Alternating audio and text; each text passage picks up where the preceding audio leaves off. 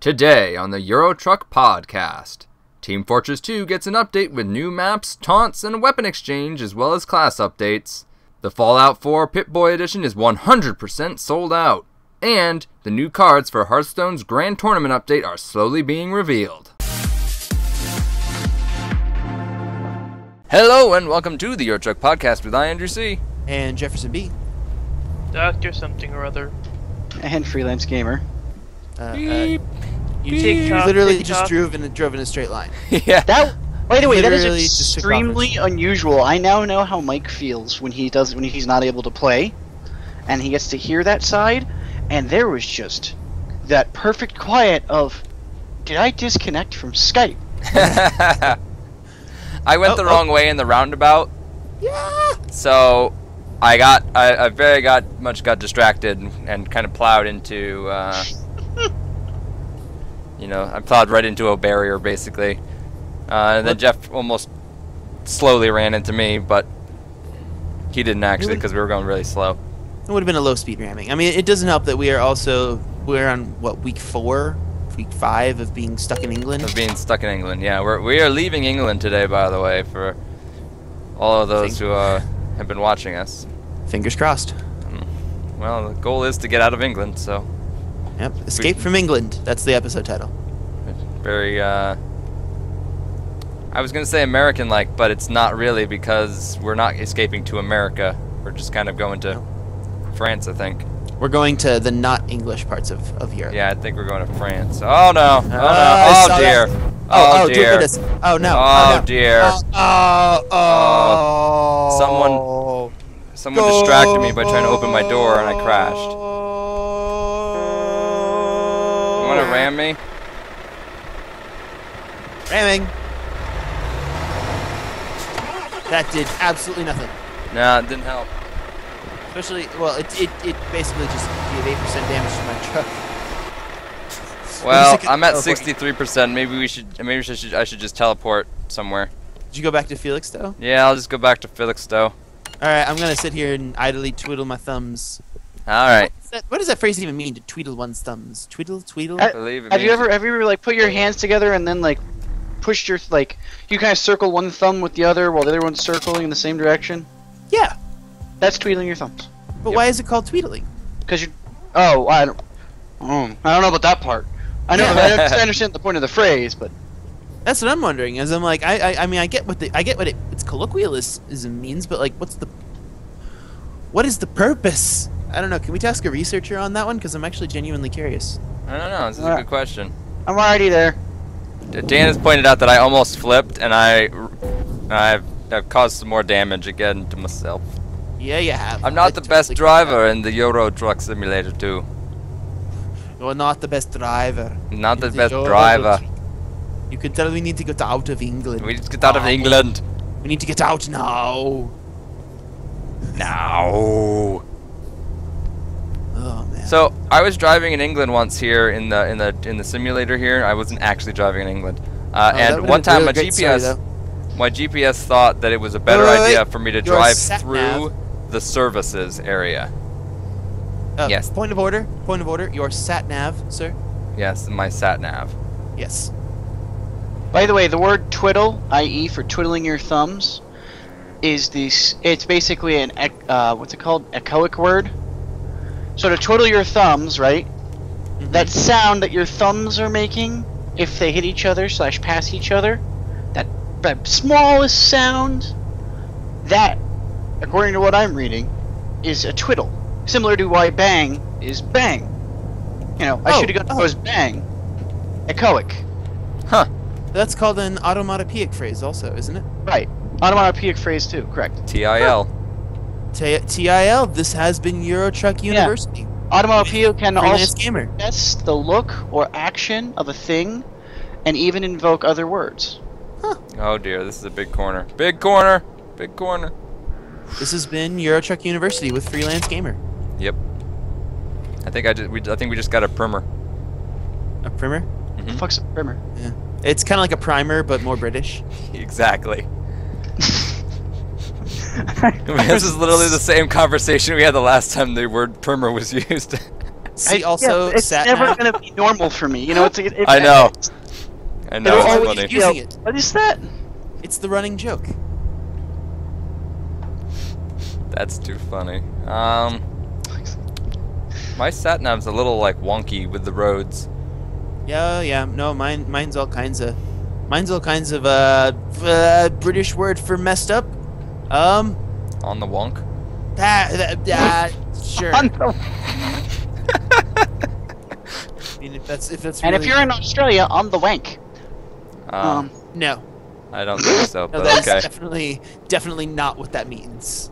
Not at all. Sit rep. I have not rolled on that corner. Sit rep. What is our age and what is our shoe size? So the news. The news, Freelance has managed to not update his game in time because he has no internet. Well, I mean, So, I and theoretically could have. And the mod updated really late today, so It well, updated it's really 30 minutes late for before we us. started. yep, so that was not enough time for Freelance to get his game updated, so It's not. It's So we're just like- no, it's not even beyond that. It was 30 minutes before we started just coordinating. Right. And then I got on, and it's like, oh, it'll take you at least 45 minutes to do this. And I was like, well, I guess well, rip. I'll become the conversationalist. Yeah, this There is it always my concern every time we record the Euro Truck podcast. That the actual game is updated, but the mod hasn't. That I'm always concerned the mod will update right as soon as we're supposed to record the podcast, and then someone gets left out. But let's see here. Today in the news, there was a big update to Team Fortress 2 called Gun Metal. I'm gonna assume, based on the way it's spelled. And it brings some new maps. You got Borneo, which is a single-stage Alpine-themed payload map. You got Sweden, a Asian-inspired King of the Hill map. Very Asian. Wow, such Asian, very Oriental, Much wow. much rice. Wow. And Wow. then Snowplow, which is a two-stage control point map. So 3 new community-made maps coming to TF2, or already in TF2 rather. There's a couple new taunts. There's one for the all classes, I believe, and then there's one for the Spy and the Heavy. The most interesting one of them is the Spy's new taunt, which is the box trot, where, as you might guess, you pull out a box, put it over your head, and fall to the ground and hide under it. Hooray, Metal Gear Solid. And then walk a little bit under the box, which is kind of amusing. So if you ever see a box, shoot it. It's, Shoot It's it, kill it with spy. fire. And then exactly, and then shoot it with fire some more. Yep. Another new thing coming to TF2 is that they are adding a weapon pickup and exchange system. So if a fellow, or actually more likely an enemy spy dies and drops their fancy gun that you don't currently have equipped, you can use your action button and it will pick it up and drop yours on the ground. Or if you are a pyro and you don't have a rain blower but someone else does, you can pick it up. I'm actually kind of curious how that works with weapons that you don't have in your backpack. I'm curious how that works with ammo. That is also true. Isn't there because just a unified ammo system? There is a unified ammo system, but it's based off metal. So if you picked up an enemy weapon, it translates to metal, which translates to ammo. Right. Simple. now, So they- but now if I were to pick it up, when you die, you drop a medium Yeah. ammo crate. oh, that'll do it. Okay. So I would So- drop an. So Can that's how they sorted that one out. I wonder if people start taking advantage of that though, because you know how when you change your class, you technically die, Right. right? Like, could you imagine teammate though, who's like, you don't have weapon and certain weapon, whatever. I don't know why we would do this in Team Fortress because all weapons are pretty easily available and they cost nothing, outside of time or money. Right. They But- cost nothing outside of time or money, Well, like, a good which example is is, like- which is a thing. Which is my old problem. But like, I mean, I'm talking like say Counter-Strike, right? Right. Counter-Strike, you have to spend money at the beginning of a round to buy a gun. So if Mike wanted an AWP, which is a one-shot basically kill sniper rifle, but he doesn't have the money for it. Only a tactic above in the waist. Yeah, only above the waist. But if a tactic is at the beginning of the round, I would buy the AWP, drop it on the ground. Mike would then pick it up, and I would pick up, whatever gun I wanted, say an SMG. Maybe I use something, cheap. So I'm curious, like, is there going to be a reason? I can't think of any off the top of my head. I guess nah, where like you spawn as like a soldier, and you spawn as a pyro, and you want to drop your other pyro friend a back burner or something like that. Right. I'm curious if that'll become a tactical advantage at all in that game. That's I mean, the possible. game doesn't really work for tactical advantages. Counter-Strike's a little more of the like tactically competitive, whereas that's more of the arena style competitive. Right. I think you also have the like option- Quake. I think you also have the option where it's going to be on both sides, so it will still hopefully maintain a great element of balance. I would hope, but like, again, you could do it in your own spawn though. Like if you killed yourself in your own spawn to drop someone a rocket launcher, the enemy team literally can't get to that rocket launcher. Unless you wouldn't drop the weapon inside of a spawn. True. It depends how they've said it. That is true. But then there begs many other questions. Like if someone dies, right, your body explodes, and your rocket launcher flies into the enemy spawn, or your own spawn. Can either team pick it up now? I don't know. I'm not saying that. I'm not saying that. Again, I'm not saying like you're gonna. I mean, if you do this and you have a video to show it that you did it on purpose, you are pro. Where like you kill someone to purposely send their weapon to somewhere it couldn't be picked up, that's awesome. This is pretty next level TF2 playing there. That's pretty next level play there. Yeah, that's a little ridiculous, but I don't know. I'm curious how that'll work. Yeah, it'll be something pretty to pay interesting. attention to. It's a pretty new thing here. So like this is brand new for TF2. TF2's never had a exchange and pickup system for weapons. It might just make me want to pick back up TF2 again. At least to try it, to see how it goes. Sure, yeah, I mean, why not? the extra mechanics might be weird though. Worth a shot. But the engineer got a bit of a buff with this update too. You can construct buildings faster. Teleporters and dispensers redeploy faster now. Hulling buildings gains a smaller movement penalty of only 10% now. And swapping from the wrench to the gunslinger only destroys the turrets. Now it used to destroy everything you built. So that's some decent buffs there. Also, the mini sentry in the past was not a repairable item. It now is repairable, but as the consequence for that, it is slower to construct and it has 50% health when it's being constructed. So it kind of balances off that fact that it's repairable now. And I believe repairing is a bit slow as well. But definitely nice to be able to repair some mini sentries and have them. They'll be a little less disposable. So that's all the TF2 news that's important. There's some other bits of update, but they didn't change a super lot.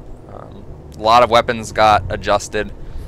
A lot of classes got little bits of changes here and there. But moving on, Fallout 4 Pip-Boy Edition. If you were hoping that Bethesda might have maybe came out with some more of them, it's not going to happen. They are 100% sold out. It's gone. It's totally gone. It is totally gone. They even went back to their manufacturer and said, listen, we need more of these. And they said, can't be done. There is no possible way to get more Pip-Boy Editions manufactured. So if you want one, you're going to have to go and try to get one off of eBay, Amazon, some kind of third-party marketplace to be able to get one. You're not going to be able to get one directly from Bethesda. Did they give a reason as to why the manufacturing was at such a halt? Apparently, there's really only one place that can manufacture them, and they just don't have enough time. They'd have to take off, keep bumping more and more other clients, and for some reason, no one else can manufacture them. Weird. I wonder if that's specifically in like the Gauntlet. Like, is there something in the manufacturing of the Gauntlet Could there be something in the T-shirts? I honestly, I don't even remember what else comes with the package. Mike, what else are you getting in your package? He didn't get it. Oh, He didn't. He decided against getting the Pip-Boy Edition. okay. Well, if anything, he would know what comes in it, because I totally don't. Nah, I'm sorry. My game lagged massively, and then I respawned to 100% damage and Jeff being in me. Well, yeah, you're literally in the floor right now. I'm also in the ground. You are. Crazy. You are. Huh. Quicksand. We hit a patch of quicksand there. Huh. Well, F7. Service station. Indeed. We are going straight to Lily. Let's So- see. So seriously though, what is inside the Pip-Boy Edition? Because I'm not 100% sure. I don't know. I don't know what all is in it other than the arm thingy. All right, what we're looking at here. While I'm here, might as well be useful. You get a pocket guide. You get a stand for your Pip-Boy. You get a wearable Pip-Boy. You get a metal case for the game. You get a poster of all of the Vault-Tec perks, and you get a capsule case. So think of like, I'd love to. Kind of looks like the weird computer cases me and Andy were looking at a couple days ago. That we had no reason for them to exist. And that looks like about all you get. I'm curious if it's something with the Pip-Boy. That would probably be my assumption. It'd be something that they develop. There was a little And bit of they're a on it. newsy salesman voice there, Kyle. That was pretty good. Oh, can't go that way. Can't go that way either. It's a very busy town. Lille is. Lille. Lille, Lulu, Lille. Lele, Shalele. What? Have I ever been to Lille? I don't. Looks like I haven't done. Do I? Lele. Leon, the Lele. I don't know. And then the other news that we've talked about every week saying this is coming is the Hearthstone Grand Tournament update. Woo! So the extent of information I know is that there's 132 new cards, and they are slowly releasing them, revealing what they are on their website by voting. So you can vote for the cards, and eventually they'll show all the cards. And that full update actually comes out next month. And that's there's not been much more information than that, really. Mm-hmm. So that is a thing. Oh, trying to drive as if I'm in Britain. This is not Britain. This is France. Well, that is the news for today. Hope you enjoyed this episode of the Euro Truck Podcast. If you like this video, hit that like button down there. And while you're over there, hit the subscribe button. We'll get all these videos to you every day. And if you have not bought things of the gaming varieties, you can head over to Green Man Gaming and pick up some stuffs for 20% off. And we will get a little bit of the money from that, and it'll help fund our efforts here at Ghost Incorporated. And we will see you guys next week.